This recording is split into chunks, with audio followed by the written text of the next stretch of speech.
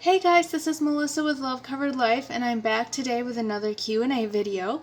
I'm going to be going over just a couple more of your questions today in this video. But first I want to say that if you have any more questions or comments that you would like me to address, please leave them below in the comment section. Before I get to the two questions, I just wanted to read one of my comments. Chasbo3071 Fun says, on the subject of Christian Universalism, anything less than the ultimate reconciliation and restoration of humanity would mean that Adam's disobedience had a greater impact on humanity than Christ's death on the cross. So I want to say, yes, thank you so much for sharing your thoughts on this, because you have summed up exactly what I'm trying to say so much better than I did. I've talked a lot about this in previous videos, so I'm not going to get into too much detail on it. Okay, so my first question is from Anaja Metalis. I'm sorry, I'm not sure how to pronounce your name, and I probably just butchered it, so I'm sorry. But the question is, what do you think about Jesus Christ's second coming? Do you believe in his imminent return? So I'm going to go off on what seems to be a tangent, but it's going to all come back to the question here in a moment. I do believe in the return of Jesus Christ, and I think how soon it happens is up to us. I think that Jesus has done everything that he needed to do to reconcile all of creation back to God, and now it is us to get on board with what God has planned for this world. Let me make a quick note here that I don't think end times things are worth arguing over. It's all speculation, and a lot of our speculation in the church about what happens in end times is based on prophetic books that are very difficult to understand. But I will give you my opinion since the question was asked, but please keep in mind this is just my opinion. So I have read many near-death experience accounts that give end times prophecies that are almost identical to the ones given in the Bible. These prophecies include things like natural disasters like volcanoes and earthquakes, the fall of infrastructure, wars, and people fighting in the street, and the love of people growing cold and people basically turning into animals just to try to fight over food and gas and basic necessities. And the things that I read in these near-death experience prophecies are very reminiscent to the biblical prophecies, the ones that Jesus gives to his disciples, and some of the Old Testament passages that are interpreted to be end times prophecies. With all the near-death experience accounts that I have ever read, it is clearly stated that these end times tribulations are avoidable. Whether or not they happen is dependent on us. Basically, the way it is portrayed is that God has a plan for the earth to be restored and for every person on the earth to be spiritually awakened and come to the knowledge of God. And this plan is going to happen regardless of how we get there. Freely choosing the way of God now, or we can get there through experiencing collectively the consequences expressed through a great cleansing and refining of the earth, which will lead to everybody on the earth coming to a knowledge of God and freely choosing God. Another thing is, it is clearly stated oftentimes in these near-death experience accounts that the end times tribulation are not God punishing or pouring out wrath on sin in the way that many Christians understand it, but instead the end times tribulations are the natural consequences and results of humanity as a whole choosing to reject God and live with hearts hardened toward love.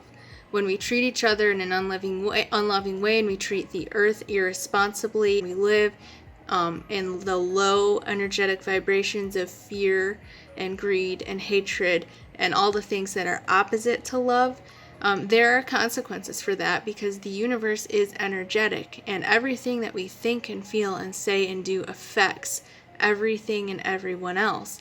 And so the end times tribulations, the way they are described in the near-death experiences, are more of a result of our negative energy that we are putting out into the world, building upon itself so much that it affects the climate, it affects physically affects the earth and causes the natural disasters, which lead to the economic and social disasters.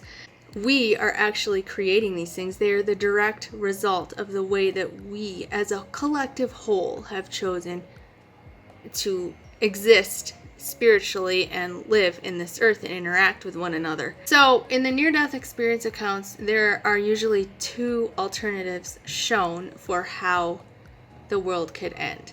And in the first alternative, the person will see a perfect earth with everybody choosing God, and earth is in a state of paradise and everybody knows God and lives in love and it is peaceful and perfection.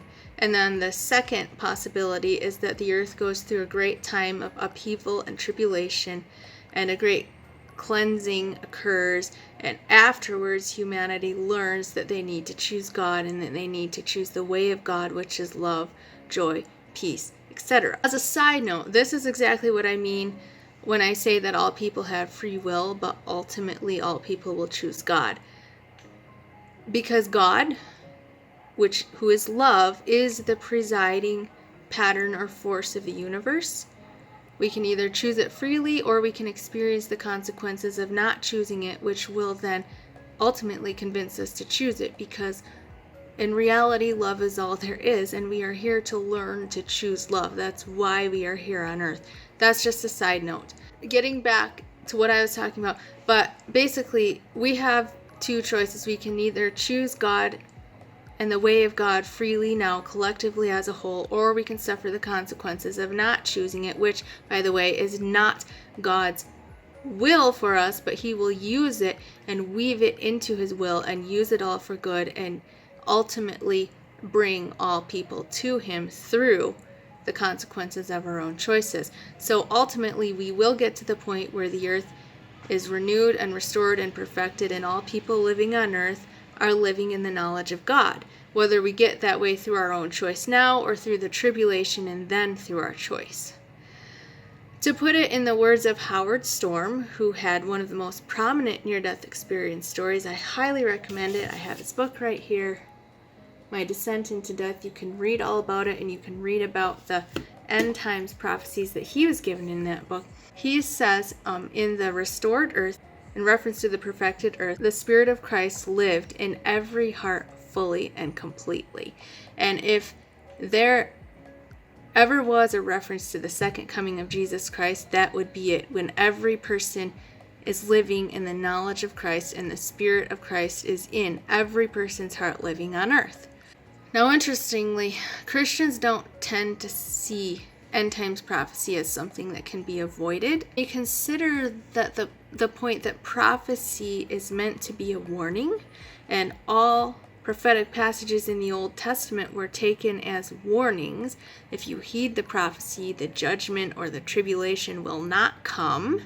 We even see a prime example of this in the story of Jonah and Nineveh. Judgment was prophesied against Nineveh, and they repented, and the judgment did not come. But for some reason, the church tends to see the end times prophecies as set in stone. I just don't think that's the case, because prophecy is a warning that if you continue down the path you're going down, this is what's going to happen, so change your ways. So to get back to the question, what do I think about the second coming of Christ, and do I believe in His imminent return? Most Christians, when they think about the second coming of Christ, think of Jesus coming to take us away from the troubles of the world, or to rescue us from the tribulations of the end times and take us to heaven.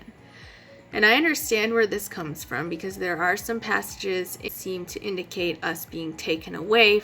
However, when Jesus was on earth, His primary message was the kingdom of heaven is here. The kingdom of heaven is at hand. The kingdom of heaven is within you. And He talked about how the kingdom of heaven was like yeast that would take over the whole dough, or like a mustard seed that would grow into a large tree. He talked about the kingdom of heaven as if it was a state of consciousness in which we are spiritually awake, born again, living water, bread of life. This is all referencing a place of being spiritually filled, satisfied, and awake and reborn. And He talks about the kingdom of heaven as if it is something that will spread. from one person to the next until it has infected or filled the whole dough or all of creation. And this is what I believe Jesus' second coming is about. Like Howard Storm said, the Spirit of Christ will dwell in every person fully. Jesus will return when what he set in motion when he came the first time has been fully accomplished in the world. I believe that we are the ones holding up the process. This can happen now by our own free choice, or it can happen through tribulation and hardship.